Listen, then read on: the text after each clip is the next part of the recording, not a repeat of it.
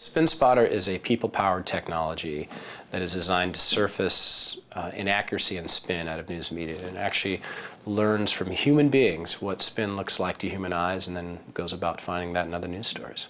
There are several ways to get involved. The most basic level is to just identify the spin. Go out there and see where it is, identify which writers are spinning and which publications are spinning the most. The second way is to comment on other people's spin markers that you're seeing. Start discussions, start dialogue around this. Put citations in that will support to links or to YouTube videos, whatever it might be, that support your argument. And the third way is to create spin markers yourself. SpinSpotter is powered by Spinoculars, which is a free browser plugin that you simply plug into the browser, as you might imagine, and it surfs news with you. And it alerts you to areas that are coming across as spin, either from highly trusted user base or from our growing SpinBot. So not only do your spin markers and your contributions to this inform your own group and the general public in these interpersonal ways, but also you inform our SpinBot, so that we have these terms, these catchphrases, these memes that you've taught us, so that then our SpinBot can resurface these and find them in other places. Every one of these spin phrases they find loads into our SpinBot as it achieves a trust rating. Right, as we become certain that a lot of people and a lot of trusted users see this as spin, becomes part of the lexicon that we can then search for in other news stories.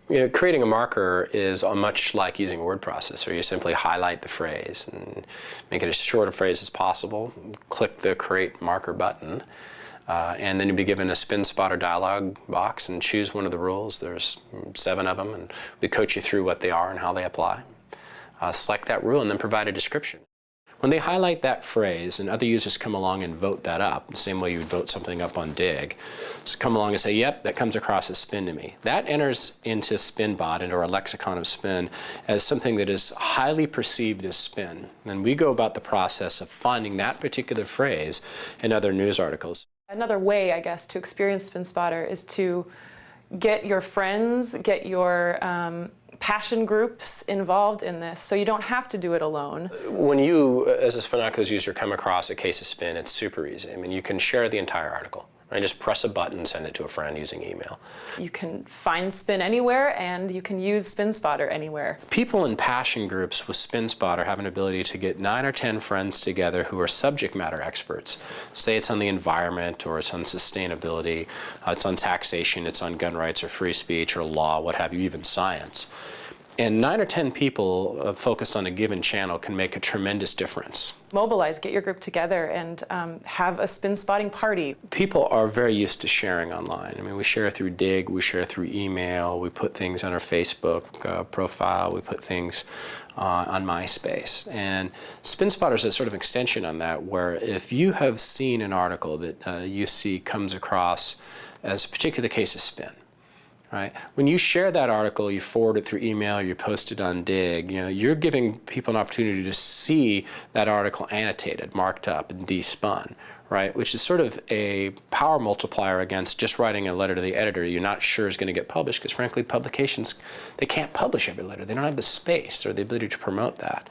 It can also be a dialogue with journalists, and we've actually heard from journalists who want this feedback. We really feel like a free, trusted press is interdependent with a free, trusted republic or a democracy.